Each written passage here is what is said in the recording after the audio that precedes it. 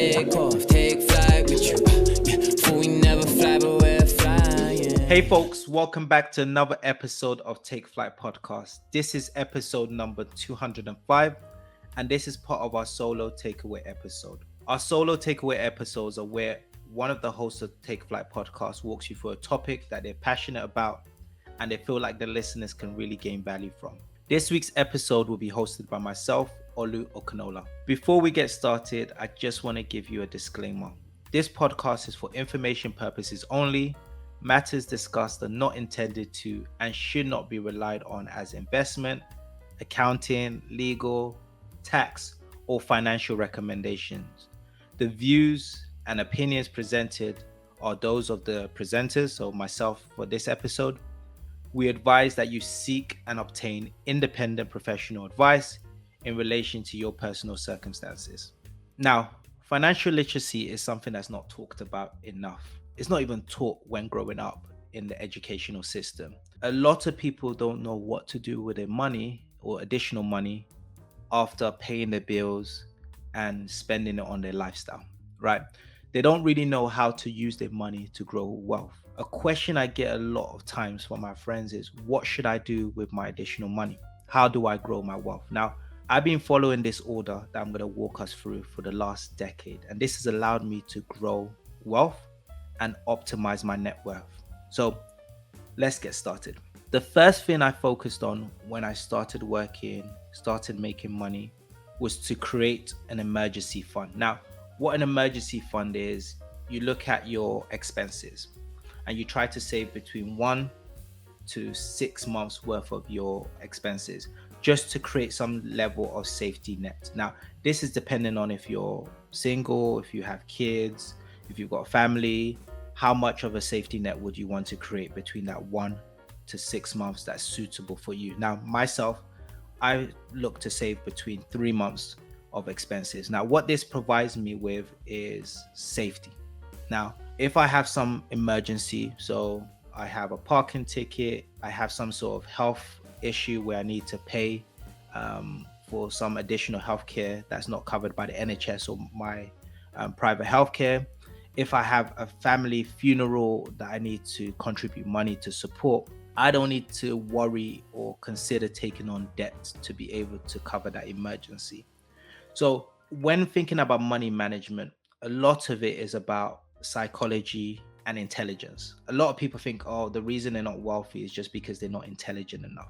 No, it's a balance between psychology and also intelligence. Now, the psychology aspect of it is, okay, mentally, how do you create a level of safety where then you can advance your wealth generation and reach other steps in creating wealth? So the first element is having together some form of emergency fund. Typically what I do with mine is I put that into a high savings account. At the moment, interest rates are high, so we're getting a better return on saving accounts.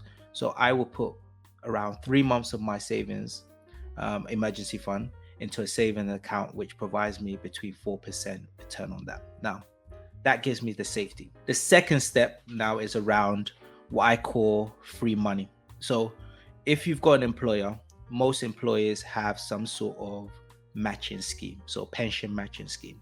So for example, if you earn, let's say 100K and you put into your pension 10K, your employer will match that and put an additional 10K into your pension. That is 100% return. You invest 10K into your future, into your pension, and your employer is putting an additional 10K. So you've got now 20K into your pension.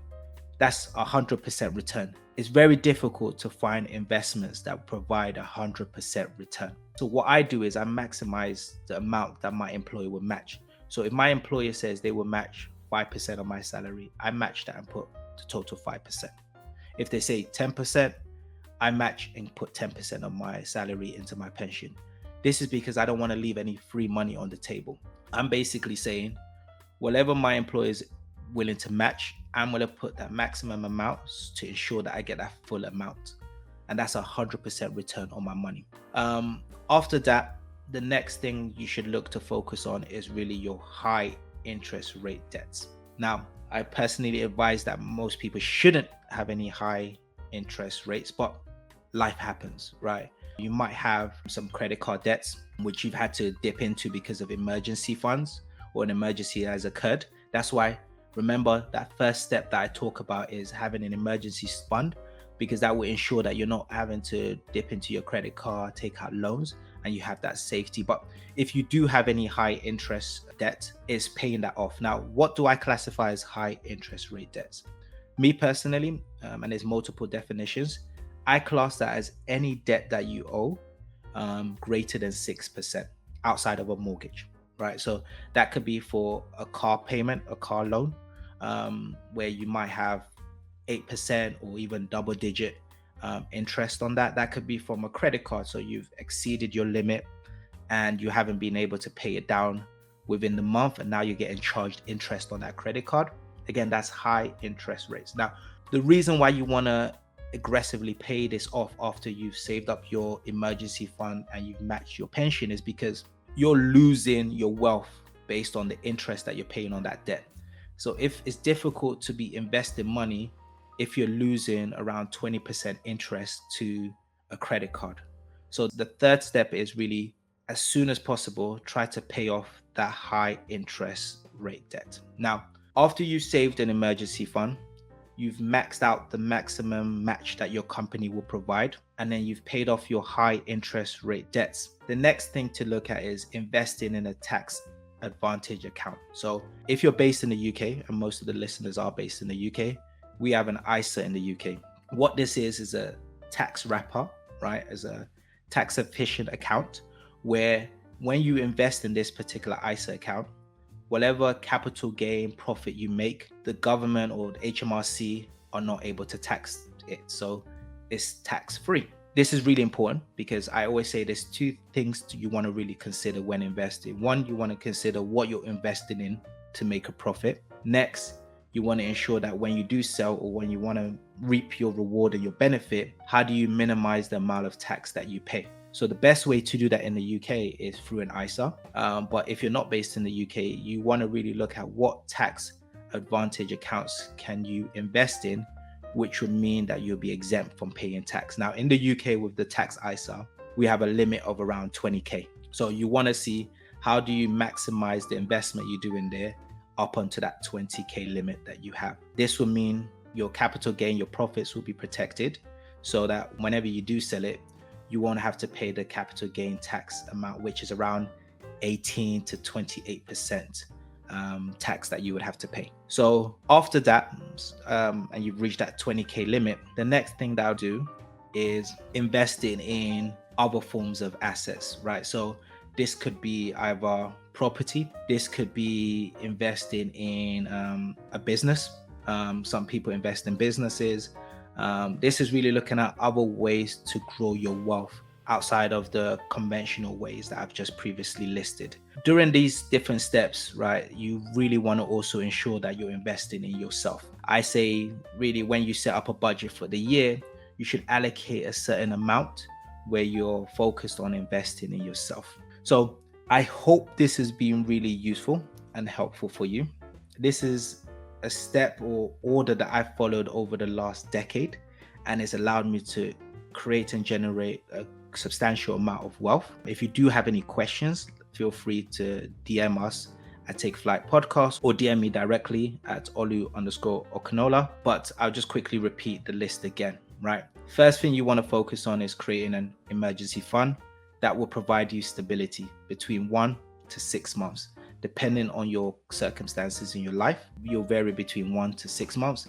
Me personally, I had 3 months worth of emergency fund saved just in case. Next, you want to maximize your employer matching scheme in their pension. So if your employer will match 4%, you should always put 4% to ensure that you don't leave any free money on the table. The third thing is pay off any high interest rate debts. So me personally, I class that as anything above 6%. Pay off aggressively if that's credit card loans or debt.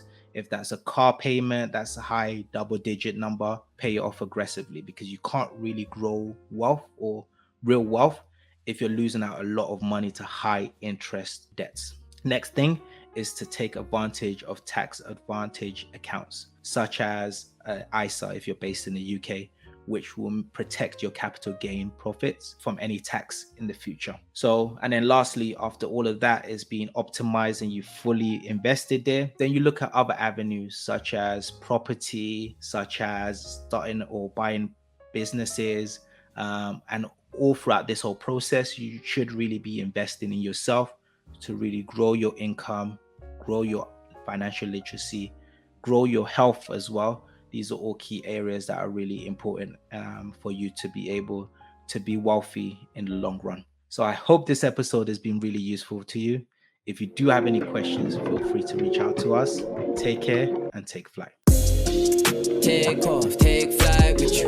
Yeah, for we never fly, but